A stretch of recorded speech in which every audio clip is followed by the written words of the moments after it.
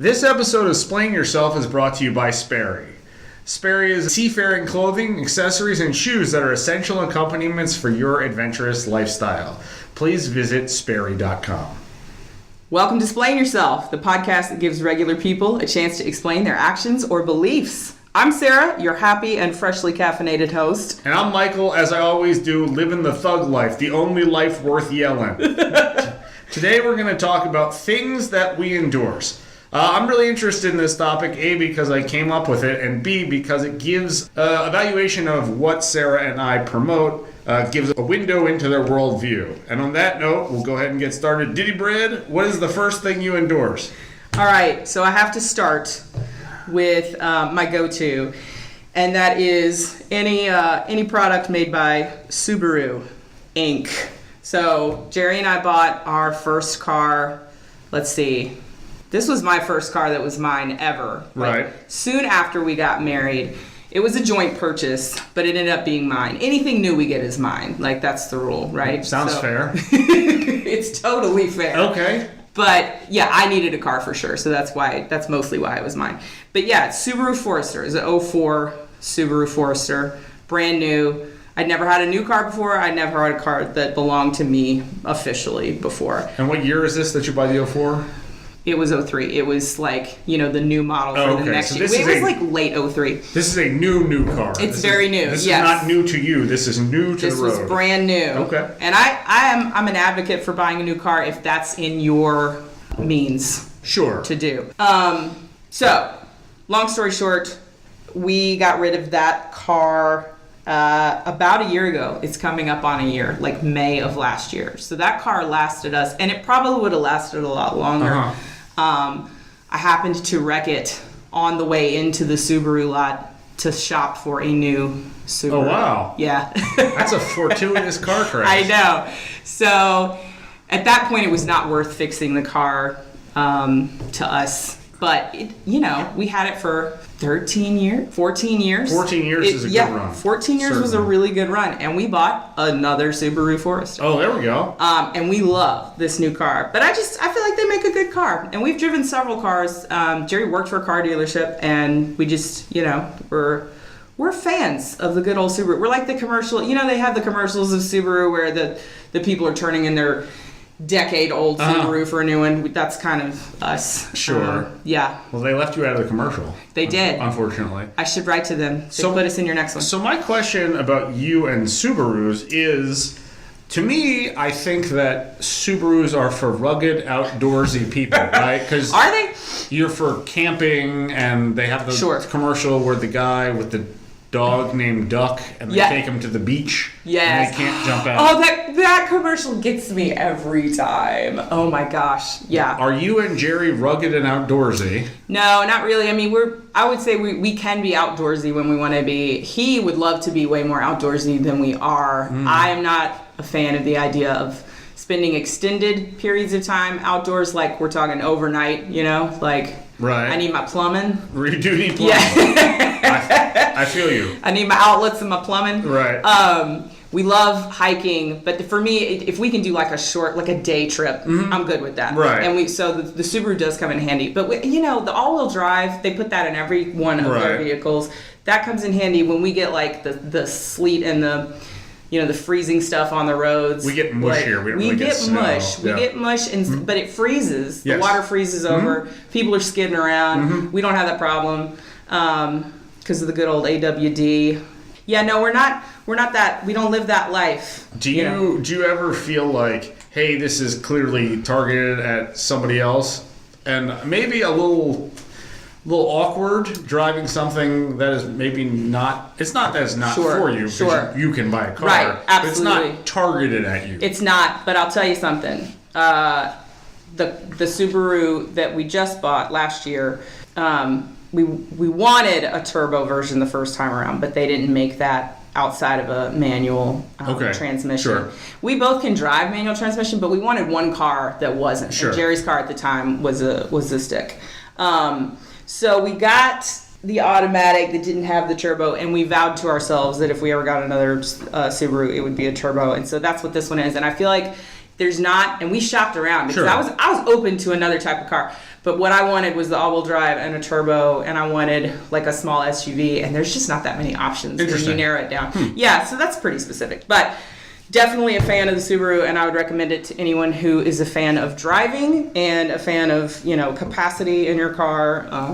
Lots of benefits there. And if it'll hold up when Sarah drives, it means it's really sturdy, because Sarah drives aggressive. I do, very aggressively, yes. In fact, on the way here, there were shenanigans happening. That's not a show. Both in and out of my car. Sarah's driving is so aggressive, we take the A off and add a U. So it's aggressive. It's not aggressive. Because What's that distinction? It's when you reach 80 in a 45, which is the Sarah journey into work every morning. Man, maybe one day I'll actually hit 80 coming to work. That would be awesome. If anybody can do it, you can. I can. That's one of my life goals. That's right. All right. What about your number one product? My number one product or idea to endorse today is getting rid of your smartphone.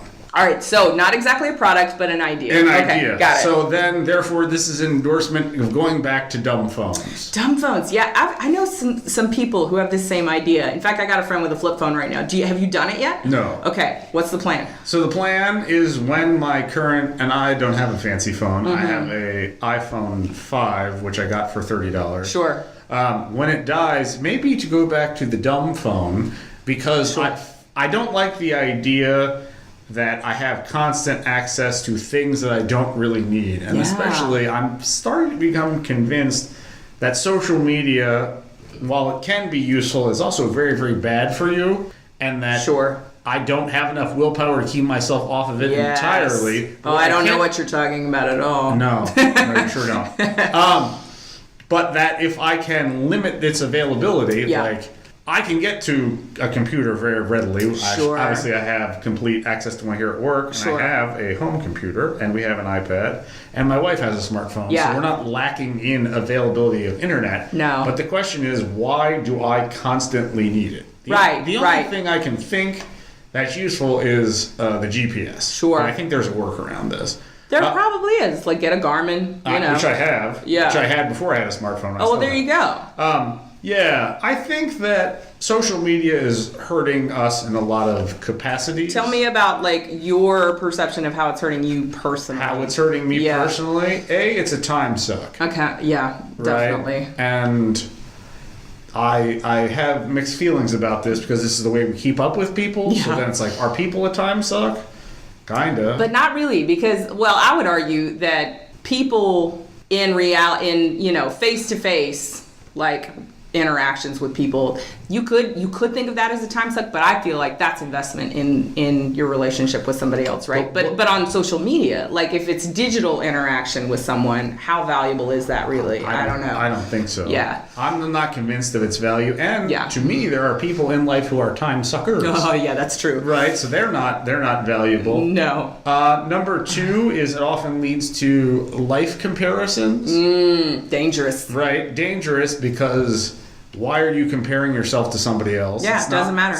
It doesn't matter, and it's not like you live in similar situations. Right. So all I do is go on the internet and look at guys with hair and abs and think, look how terrible I'm doing. You've got some abs. They're in there somewhere. No, they're right? not. No, they're not in there? They're not. Okay. They're buried under pounds of fat. Right? But then I go, oh, I'm really failing at life. I don't have any hair or abs. Right. But then I'm not failing at life. You can't even control a hair thing. That's true. I can't, except when I buy my Johnny Gill wig, which I really want to do. And I could control the abs thing in theory, but I haven't, How much time do you really want to devote, Yeah, how much time do I want to devote to abs? What I would like to do is sneeze and they magically appear. Sure. But I don't think this is the way it works. Sure. So why should I then spend my time feeling bad about myself? You should not. Absolutely. Another problem with social media, too much yelling about politics. Oh, geez. And almost, and I hate to say this, almost too much democracy of opinion. Because you know how to type doesn't mean anybody gives a turkey about what you have to say. Or that you're qualified at all to be talking about something. Right. But what I think has happened is we have a loud, vocal, smaller percentage of, let's just say, Facebook users who take up a disproportionate amount of airtime with this. Sure. And then I'm also concerned that social media, and this one's especially Twitter, has become, for a lot of people, a substitute or maybe like a bad sample of the way they view the reality. Okay, all right. So you say like, oh, because I saw this commonly on Twitter, this is how the country works. Yeah. Oh, man. No. So we've got a little distortion happening. We have this distortion, right? And I don't like that either. No. The other thing is the opportunity cost. So if I spend an hour on Facebook, what have I actually gained? I can't think of a single thing. Nothing. And maybe you're even more angsty than you were before. Right. Yeah.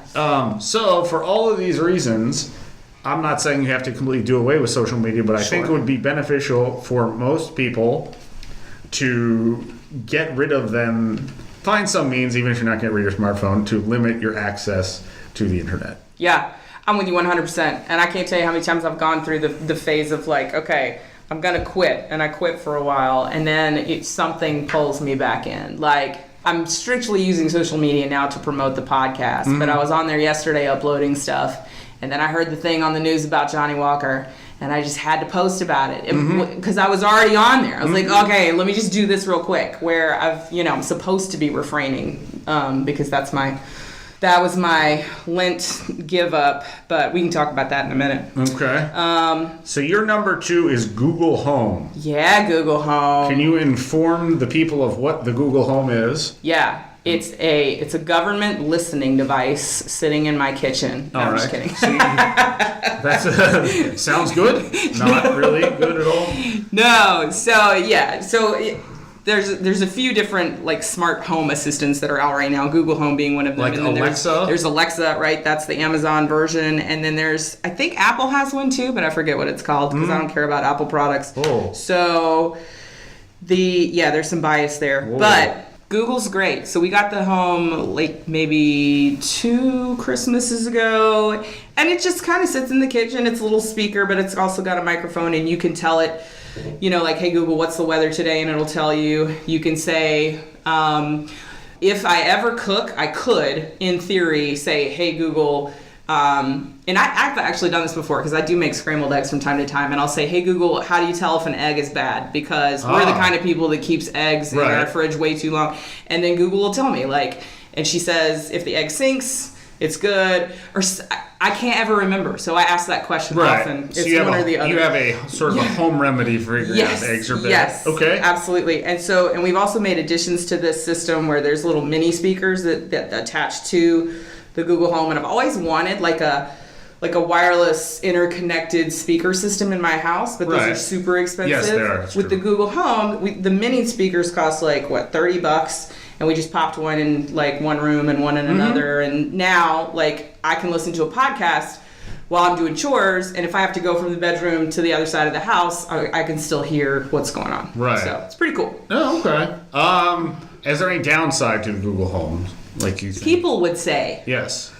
This is not me, but there are people out there who are worried about the fact that the microphone is always on, and they say that it's constantly recording you whether you want it to or not. You can turn the microphone off and it'll stop. My 2 arguments against that are, A, even if they are recording me all the time, there's not a person that's listening to that stuff. It's just the man trying to get you. That's right. And 2, say there is a person sitting behind a desk listening to all that stuff. I feel sorry for that guy because he's getting a lot of nonsense, right? Okay. Like, I'm not worried about anything. Like, if the entire FBI were listening to what's happening at my house on a daily basis, I've got no worries about that. Okay. Because I'm not doing anything illegal. No. In fact, they'd probably get pretty bored real quick and immediately stop listening. So that's the argument. I have not found a downside, in my opinion. Okay. So can I let you in on a dirty little secret? I actually own a Google Home. How do you like it? I don't know. You don't know? No. Dude, you gotta utilize it. Well, the utilization is a problem. Sure. My brother used to be a Google employee. Yeah. And he was nice enough to give me the one he got from Google. Oh, I thought you were going to say that he told you all these dirty things about Google and what they do with your info. No. He didn't tell me. Oh, okay. No. But he was kind enough to send me this thing. This is awesome. You got one for free. I did. So there's absolutely zero downside for you. You didn't have to pay for it. Ask me where it is. Where is it? I don't It's in know. the box. I don't know. Michael. I don't know where the box is. Plug that mug up. Well, I can't. Okay. I don't know where it is. You got to find it. Okay. Okay, you don't have to find it. So if you do find it, I can give you some tips. All right. So what I did, and this is the jerky thing to do, is to somebody give you a gift and then you promptly lose it and then try and hide it. Except when you admit on the podcast that you hope your brother will never. Hey, Michael's brother. We call him Lord Fizzlebottom. He doesn't know that I lost his Google Home. Oh no. Oh, that's great. Well, hopefully you'll find it and start living the Google Home life like I am. What's your second endorsement? My second endorsement, along with cutting out on social media, is doubling down on reading challenging books. Challenging books, okay. I am a reader. Yeah. It is part of one of the things, my core things that I do is read. Sure. This, in my opinion, is fuel for your brain. Absolutely. And so I would never run a car without gas. Sure. Or else it would blow the engine apart. Mm-hmm. Just like I would never expect my brain to run without this kind of constant challenging and thinking and criticism. Absolutely. But the idea of reading challenging books, seems to have fallen out of favor with a lot of people. People tell me, I read articles on the internet. Yeah. Or I don't read, or I read popular fiction books. Sure. So which is like eating Skittles. Right, which is essentially eating Skittles. Yeah. Right. Yeah. But how do you expect your ability to critically think to improve if you're not doing it? Yes. Right? Dude, Jerry and I talk about this all the time, and it's a legitimate fear that we have because we don't take the time to read like critical thinking type books. And yeah, I know that my brain has atrophied since I stopped reading. I mean, you only got one brain. Exactly. It's pretty important. Yeah, absolutely. Why isn't preventing brain atrophy higher on your list of things? It absolutely should be. It absolutely should be. And it kind of once you stop being a student, and I don't even know what the percentages of students who take the readings that they're supposed to do seriously. Right. But if you are a student who does take that seriously, you get a lot of that up until, you graduate college or whatever your highest level of learning is. And then after that, it's like, what is going to prompt you to read unless it's your own motivation, right? Right. And I'm saying, everybody, let's get motivated. Let's do. How do you motivate yourself? Besides being afraid of brain atrophy. Well, I actually wasn't afraid of brain atrophy until you started talking about it. I pick out things that I think are interesting. Okay. So it doesn't seem like labor. Okay. Right? I'm learning about something that I'm interested in. I'm not saying there's a particular type of book people should be reading. Right. But what it should be doing, this is the only type I have, is pushing you to think critically. Fiction can be useful for this, but not all fiction is created equal. I would agree with that 100%. How do you pick a book that is both challenging and also interesting to you? Because some people think those are diametrically opposed. Well, the good news for those people, who I think are geese, is that people have been writing books for a long enough time where you can literally find one about anything. Many, right? Yeah. So you probably already have an idea of what's interesting to you. Yeah. And then go find a book about it. Sure. Right? If it ends up you can tell books that are not going to be challenging very quickly, right? And they're, by publisher, for example. Some publishers publish more serious books and others much more lighter fare. And I'm not saying you can't read lighter fare on the beach or on an airplane. Sure. But I wouldn't suggest that you eat Skittles for the primary part of your diet. Right, exactly. Yeah. Or the author's background, or even how dense or heavy of a topic you have chosen to be interested in. Right. Right? So you can tell all of these things right away. Finally, I would say, let's just say you make these choices and you still think the book stinks. Good news is there are a billion more. Yep. Take that mug, give it to me, and then move on to your next choice. That's awesome. So what's the last book you finished? I am right in the middle of this book by this guy named Sudhir Venkatesh. Okay. He's a sociologist he teaches at Columbia University. It's about how the underground economy works. So Venkatesh is not famous, but I heard of him, and he's probably better known because he was profiled in this book called Freakonomics. Yeah, I've read that. Yes, he's the guy who did this study on the gangs. Okay, wow. Right. So I bought the book. What he did was this guy Venkatesh, he ended up kind of through a poor series of events being quasi-kidnapped by a drug gang in Chicago's... Holy cow. Housing projects. He went to University of Chicago as a graduate student. He was wandering around giving out surveys in these housing projects, and he ended up kind of being coerced into staying there. Jeez Louise. And he undertook this study to figure out if drug dealing, especially low-level drug dealing, was actually profitable. Yeah. Turns out it's not very profitable at the lowest levels, and they actually run like a corporate structure. Okay. So the higher up, like any corporation, like a pyramid scheme or something. Yeah. You go. Yeah. The more wealthy you can expect to accumulate, but the fewer there are. And most drug dealers, he calculated, made about $3 to $7 an hour. Wow. And therefore lived with their parents. So someone needs to like do a comparison study of MLMs and drug dealing. Oh my gosh, I would read that MLM? book, Multi-Level Marketing. Oh. So like when you're trying to sell me Mary Kay or we'll talk about that after the podcast. I do need some more eyeshadow. Me too. Okay. And so this one is a sort of a bigger idea, is that he wanders around this housing project in Chicago and he tries to figure out how these folks survive in an informal economy. Yeah. Wow. So I'd read that. I'll bring it to you. It's really good, and he writes in a very clear way. So this is like 400 pages, but I feel like this is, however long this has taken me, is far better than the equivalent time on social media. Right. Or reading like Twilight, for example. Right. Yeah. Sure. I just finished a book. This is the first book I've finished in probably a couple of years, and I feel really, really good about it. And it's made me want to read more. I think that's the trick. For some people, it's just like, you got to just start doing it. And then once you get that kick out of like, oh my God, I just finished a book and it feels really good and I want to do it again. You know, Yeah. I was a ridiculous reader when I was a kid. Like, my eyes are ruined because of how much I read as a kid. And I don't know what happened. I think I want to kind of point the finger, although you know me, how I like to blame everyone but myself.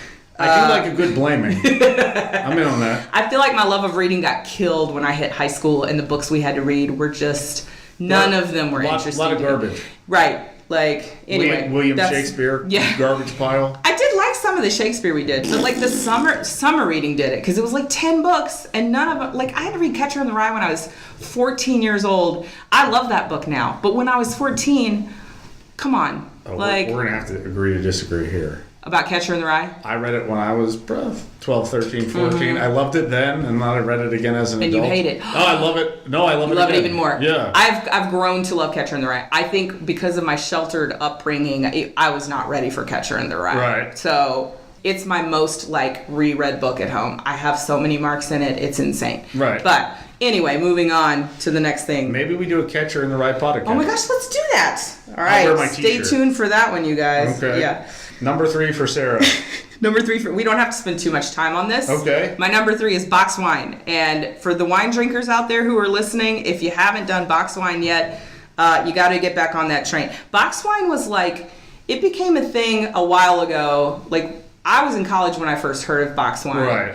And it was like Franzia, and it was terrible, and nobody drank it. Right. Or you bought it because it was cheap, but like, you know, you were a college student, couldn't afford it, Sure. you know, anything better, and everybody was just like, oh, you know, like shoving it down like cough syrup, you know. Nowadays, the box wine is just as good as any bottle of wine you can get, and it's the equivalent of like 4 bottles of wine for like $17. So you can't beat that. Okay, so you're saying there's a box wine revolution. There's a box wine revolution, and y'all need to get on that train. And I'm not going to endorse any particular brand. I've had them all, and they're all delicious. Do major, and I don't know anything about the wine community, the wine game, do major brands or good brands make box wine now? Or is it still the off brands like Franzia? So I haven't even seen any Franzia. Oh, it's out. I don't know if Franzia's, I think Franzia, you can still get Franzia, but what I see on the shelf at the grocery store, I think these have become more prominent. It's more like a tall, it's like got a square base and it's tall. So it's a rectangular prism, you know, it's differently shaped than Franzia, and it's all sorts of brands now. And they're all kind of making them look the same. They're all these dark colored boxes and all flavors. There's at least 3 brands that I've tried so far, and they're all, like I said, they're all pretty decent. But yeah, I just think it's an economical choice for people who like wine. And wine isn't my go-to, and we are not wine connoisseurs, but when we buy wine now, we get the box because we usually have people to share it with. Right, so you're endorsing this on the basis of economics and value. Mostly economics, and yes, absolutely. Okay. Yeah. And the fact that Greenville does not recycle glass anymore, so, that's true. the box is a little more eco-friendly. I think those are really good reasons to promote something. Awesome. There you go. I'm going to go with my third choice, something completely opposite of yours. Okay. I'm going to go with eat less carbohydrates. All right, go for it. I was listening to a great podcast by a gentleman named Joe Rogan, who I aspire to be someday. Do you know he's the most popular podcast of all? Like, according to the list on Google, he's like at the top. I know his podcast does very well. And he interviewed this woman who was a journalist whose name I can't remember. And she was talking about her book. What's that? Called The Big Fat Surprise. Okay. And she did a history of what is called nutritional science. Oh, I've read this stuff. And it's that fascinating. basically, for a long time, and when you and I were growing up, it was the idea that a low-fat diet was best, and that it didn't matter how many carbohydrates you had. Right. And hence the Snackwells revolution. Right, hence Snackwells and pasta, right? Eat as much pasta and rice as you want because it doesn't have any fat. Right. But many of Don't these... you dare put butter in it either. Right? Yeah, butter, that's certainly out. Red meat with fat in it is a no-go. Red meat generally, but... And our moms cooked with margarine, like strictly margarine. Right. It was nothing but margarine. Margarine, right. This woman did some research and uncovered that these came from the studies of a couple of particular guys who worked at Harvard. They were, professors and scientists. But that this was sponsored essentially by the sugar industry. Yes. And what is actually true is that carbohydrates, especially simple carbohydrates, which most of us understand as just plain white sugar, like the kind of stuff you'd put in your coffee, is really what makes you fat. Absolutely. And to cut it out. Yeah. And actually what they uncovered is that you can survive very easily on 50 to 100 grams of carbohydrates a day, or sometimes even less. What do you think people typically ate, especially during that era? Oh, well over that. Yeah. I mean, it varied. If you think about, say, a typical meal for a long time, a lunch was sandwich, chips, and an apple. Yep. All carbs. The carbohydrate to protein ratio is not very good. No.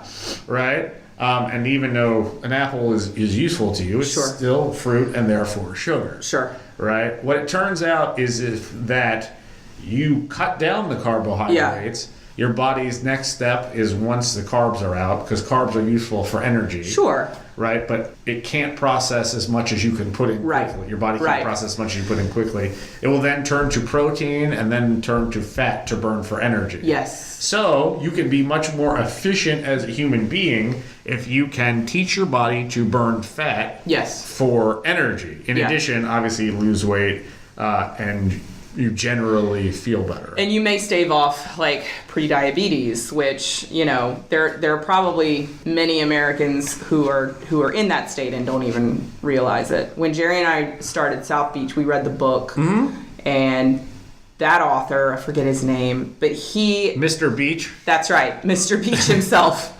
He, no relation to Nicholas Beach, who is an amazing student at Next High School. He, in the intro of that book, basically laid out what happens to your body when you cut carbs and what happens when you're used to a lot of carbs. And there's this insulin response. It's fascinating. Those of you out there who haven't read about insulin response, you don't have to get the South Beach book. You can just Google insulin response. And it's scary to think that just constantly giving your body sugar, the things that it could potentially do that are harmful. Yes, and the other claim is that, hey, this is going to make my cooking so much more difficult. No, it isn't. No, it's actually pretty easy. Protein with fat in it, vegetables. Yeah. Boom. Meat and veg.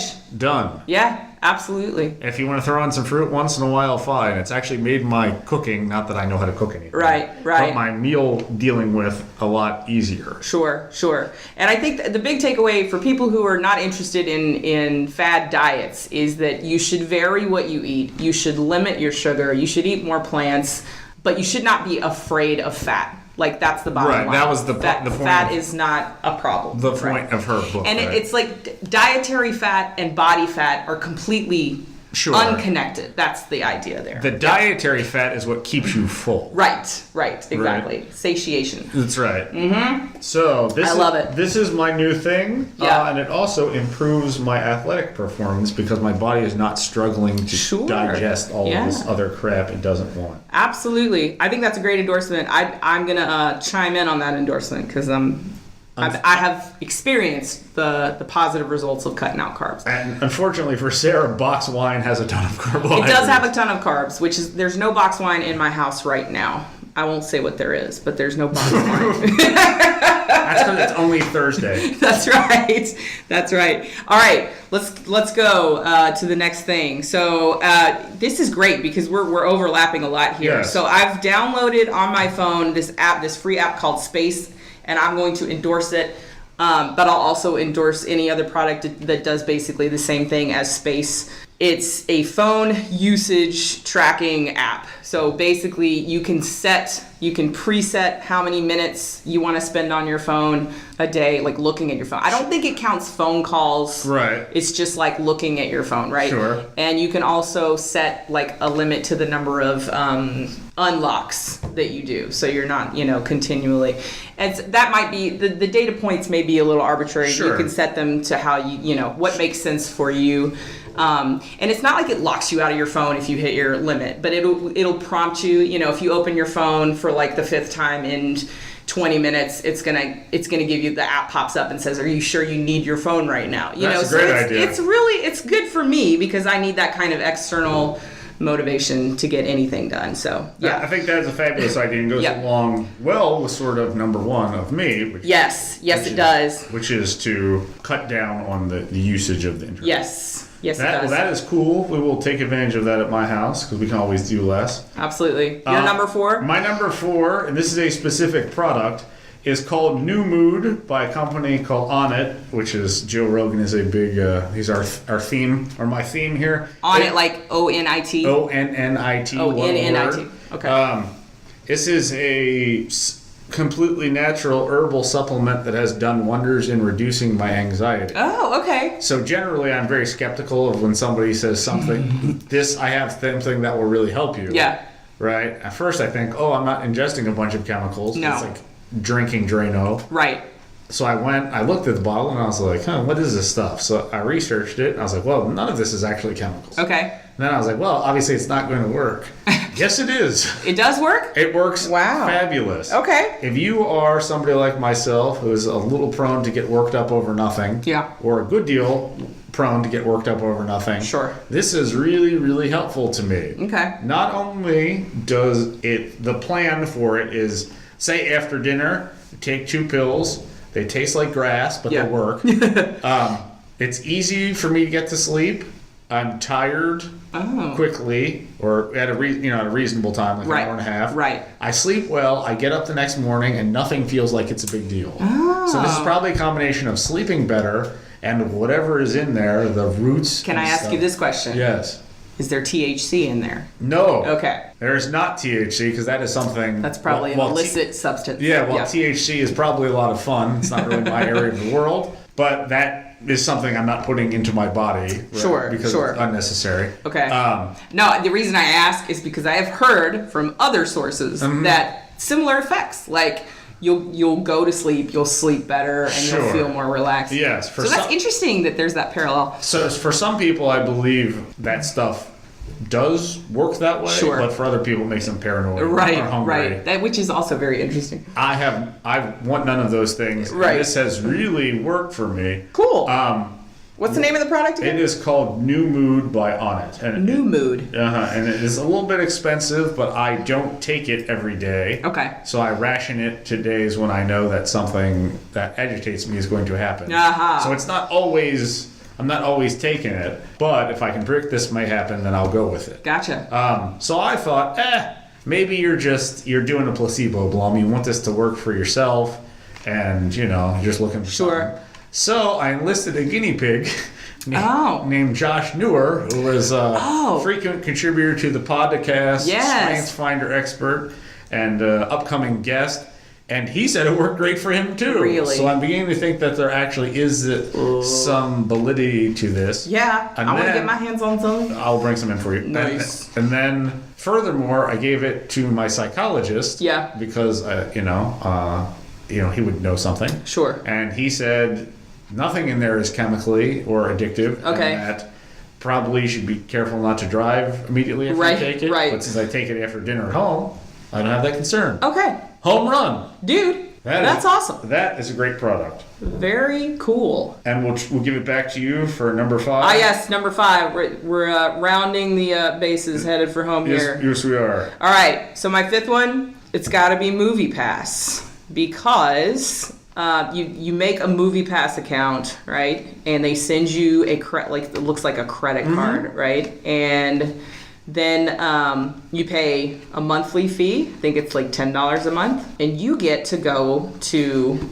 a movie. If you wanted, you could go to a movie every day for just that $10 a month. I don't understand how this is economically viable. I don't know who's making the money. Here's what I've heard though, because they've talked about Movie Pass on some of the podcasts that I've listened to, like the economic one.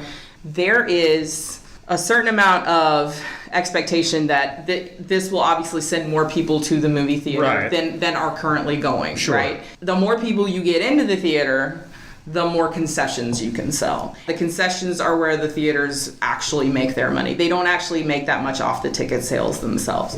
So that's what I've heard. I don't know if that's accurate. I don't care, because I'm coming out on top, right? Even if we just see one movie a month, I save like $3. Yes. So no, that's good. Yeah. So I think there are a couple of important follow-up questions. Sure. So it's $10 per month per person? Per person. So Jerry has a card and I have a card. So that's actually $20 a month at the Davis house. Right. But like I said, the math still works out to where if he and I both go to see a movie a month, we've saved $6. Absolutely. If I go myself once a month, I've saved $3. So yeah. Yes, and anything past that is you're well in, savings quickly. Sure, it amasses quickly. Yes. Do you feel that this is a reaction to the popularity of Netflix and Hulu and these other? Yeah, things? it has to be. It absolutely has to be. And Jerry and I have now canceled our Netflix account. Whoa. Yes. Whoa. Cut the cord. Yeah. Whoa. So we've canceled Netflix. We just did this a few weeks ago. We canceled Netflix. We canceled Hulu. We deleted all those apps off our phone. We still have Amazon Prime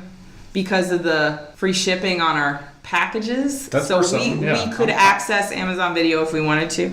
And we're about to give our TV to my sister. So well, there's drastic changes at the Davis house. Yeah, absolutely, absolutely. And it's in the same vein as you talking about, switching back to a dumb phone, cutting out social media. We just find ourselves doing the default Netflix and chill. The clean version of Netflix, like actual, I'm in my sweatpants. There's actually chilling. We're actually just sitting here on the couch watching Netflix. Right. But that's our default mode when we don't have any plans to go out and meet anybody or like have people over. That's what we were doing. We were just kind of getting in front of a screen and spending most of our evening there. And I don't know, I feel like part of my anxiety about that crept up because, I just turned 30. You and I both just turned 38. We're coming up on 40 pretty fast, right? Real fast. We see it round the bend, right? It just smacked me in the face this morning, yeah. Right. And I'm looking ahead and I'm picturing myself on my 40th birthday, and I don't want to get to 40 and look back and say, what did I do with my 30s? You know what I mean? And if there's going to be anything accomplished in the next year and 10 months, then I can't spend my time looking at screens. I just can't, Right, and this dovetails nicely with my last point. Yeah, let's do your last. Do less. Okay, tell me about that. Do less. Just do less. Okay. So the idea generally is, all right, I've got 82 things to do, right? Yeah. And some of them are mandatory and you should do them, Sure. right? Like I would advise this crazy idea of going to work. Yeah. Right. There you go. You got to do that. But often people feel compelled to say, turn on the television and play with their cell phone. Right. Or play video games. Yes. Or if I have free moment, I have to be doing something. Yeah. Do you? No. Okay. So here's my crazy idea. You ready for this? Yeah. Sit there. Just sit there. But what do? Just sit there. Nothing. Yeah. Well, what's going to happen? Nothing. But what about I missed something? Right. Nope. No, you didn't. Nope. What is it you think you missed? Well, I got a text message. I got good news for you. Yeah. It's not going anywhere. Yeah. Right? So what do I do instead? Right. Be. Just be. Right? Yep. Listen to the noise. Smell your bad smelling cats. And drink in the universe. Yeah. Right? And don't do this because you think you are some kind of contrarian, but do it because it brings you a certain peace. Yeah, absolutely. Right? The ability to just kind of sit with your thoughts, I think we're losing that. Right. Yeah. And my other thing is don't think about anything. You don't have to think about it. Right. Right. If you can get yourself to no thinking. Right. I would think it's even better for you. It's Sure. easy for us to intake a lot of brain pollution. Yeah. You do that without any effort at all. Right. And I would say you can sterilize your environment a great deal. Sure. So recently, as the weather's gotten better here, sometimes I just go home and I have this just basically a fancy chaise lounge that Lauren bought for me. So nice. I take it. Look at you. Yeah, Chaise it's plastic, Joe. When I take it back in our horribly maintained backyard, Yeah. and then I sit there. Yeah. That's it. And you just sit. That's it. Sometimes I fall asleep. Sometimes I don't. Naps are good. Yeah, they are good. Yeah. But then when I get up, like maybe I slept for 17 minutes. Yeah. I don't know. I slept for 17 minutes because I don't have my phone. Then I just get and go back to nothing. Right. And what benefits do you think that is bringing your way? It is clearing out all the. It's like cleaning the dryer trap for your brain. Right? Yeah. That when you pull that thing out, it's just full of lint and garbage. Yeah. That is what you intake every day. Okay. Wow. But this requires discipline. Sure. Right, and to reverse a lot of the things that you've been trained, which is like you have to do as much as possible. Here's this. Here's this. Yeah. Here's this. Here's this. Here's Right. this. Like, yeah, there are these things, and some of them you really do have to do. But at the same time, there are a lot of things you don't have to do, and you may think you have to do them, you actually don't. Sure. And then don't do them. Sure. Just sit. I like that a lot, and you know, you're a way more disciplined person than I am, so I feel like this particular activity could be beneficial to us in different ways, right? Right. So you feeling like you've got to do all your check marks for today, Yep. right? And maybe some of those aren't as important as you think they are, right? Well, I've given them a huge level of importance that they don't deserve. Right. So, and me, maybe trying to be as comfortable and tuned out as possible by going to my screens, right? For us, I think the benefit is going to be the same, but the reasons we go into that may be different. But yeah, I mean, absolutely. We talked about meditation on our last episode with the awesome Eli Harrison. That's right. Yeah, being able to just sit and be quiet. And even when I'm, like, I've cut out the screens for the last few weeks, but I still have a hard time being in silence. Like, I'll put on music no matter what. There is always noise if I'm at the house. Like, but there's always noise at your house anyway. Because that's how life works. That's true. The air conditioning runs. Oh, that's true. That's true. The dog does the click click clack click. She does the on clicking. The hardwood. Yep, absolutely. It's just what you are attuned to. I would say you are, and I'm not against music, but you are causing brain pollution by your brain is going like, oh, I need something. Yeah. I need something. Oh, it feels like a physical need. Right. Yeah. You did that to you. Oh, I did. I definitely did that to me. Then you can undo that to you as well. That's a good point. That's a really good point. So I like that we have come to a point in the world where doing less is a radical idea. Right? We have to now encourage each other to stop doing stuff. Right. Yep. Oh man. But I'm glad that we're getting that message out. The out. cavemen would be laughing at us. They really would. Right. They really, truly would. Oh, that's great. All right. Well, I think this wraps up another episode. Yeah, it sure enough does. Thanks for that conversation, Michael. That was awesome. And thanks to our listeners for tuning in. Don't forget to subscribe to our YouTube channel and follow us on Twitter at @Splain_yourself for updates and other content. We just posted a new episode on YouTube. Check that out. Yeah. We'll be back soon with another episode. In fact, next week we're going to try to do 2 in a week. I'm so excited. Yeah, that's going to be awesome. In the meantime, Live your best thug life now and always be ready to splain yourself. Woo! All right.